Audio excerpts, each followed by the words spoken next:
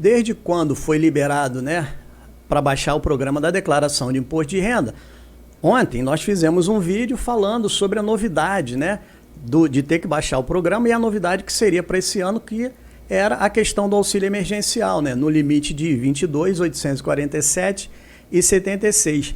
Quem ultrapassasse esse limite, iria estar obrigado a fazer a declaração do imposto de renda, declarando o auxílio emergencial e também devolvendo o valor recebido. E aí surgiram muitas dúvidas a respeito de quê?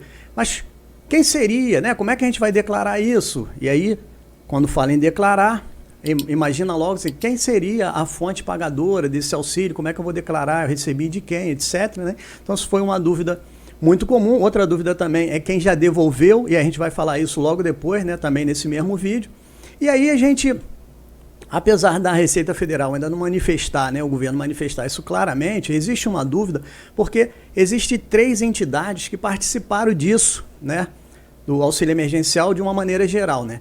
Teve o Tesouro Nacional, que foi da onde saiu o dinheiro, teve o Ministério da Cidadania, que foi quem recebeu os pedidos, analisou e fez o deferimento, e tem a Caixa Econômica Federal, que efetivamente foi quem fez os pagamentos. Então, a gente sabe que pode ser um desses 3 aí. Então, por enquanto, ainda não tem nada definido, mas nós vamos se manifestar aqui no sentido de indicar, né, qual será a provável fonte pagadora.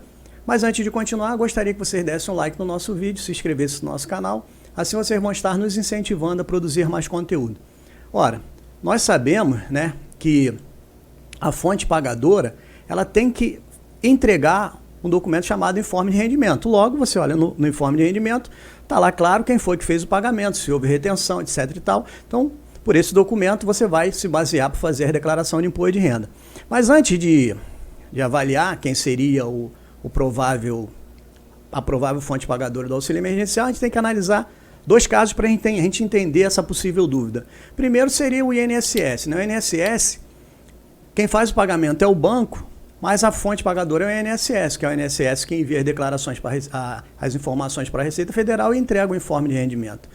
Já no caso do FGTS, que é a empresa que paga, mas a Caixa é que faz o pagamento, que é um banco também, você tem que declarar na declaração de imposto de renda que a fonte pagadora do FGTS é a Caixa. Então a gente viu aí que é uma situação que não é totalmente clara, a não ser que você receba um informe de rendimento, que aí você não tem mais dúvida. E no caso específico do auxílio emergencial, a gente acha que isso não vai acontecer, as pessoas não vão receber esse informe. Então, vimos Tesouro Nacional, Ministério da Cidadania e Caixa Econômica Federal.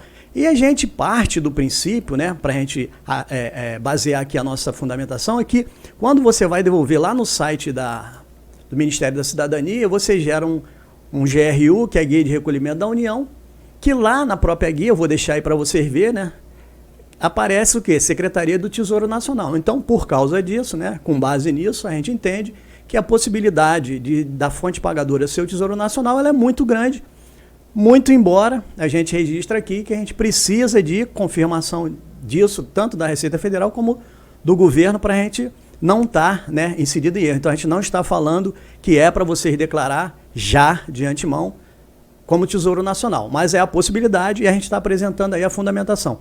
Mas é importante ressaltar que se você fizer a sua declaração e não for o Tesouro Nacional, você vai poder retificar futuramente. E tem aquela questão das pessoas que também têm muita dúvida, dizendo assim, mas que eu já devolvi o dinheiro, já foi feita a devolução, então como é que fica o meu caso?